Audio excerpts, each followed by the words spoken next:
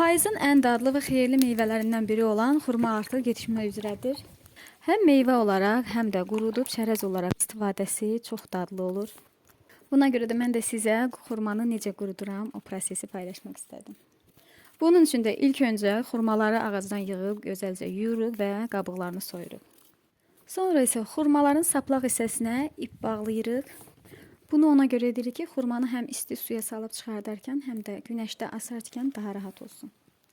Soyduğum xurmaların qabığında atmıram, ondan çox faydalı və çox xeyirli bir sirkə hazırlayıram. Buna görə 2 kiloluq balona xurmanın qabıqlarını yığaraq, üzərinə ev üsulu hazırlanmış sirkə, 2 çörək qaşığı şəkər tozu və qabıqları keçəcək qədər su əlavə edib, üzərini parça ilə bağlayıb, hər gün qarışdıraraq sirkə olması üçün gözlədirəm. İpə taxdığım xurmaları isə qaynar suyun içərisinə salaraq 2-3 dəqiqə gözlədirəm və çıxardıb günəşdə asıram. Bunu ona görə edirəm ki, xurmaların qurutmasını tezləşdirir.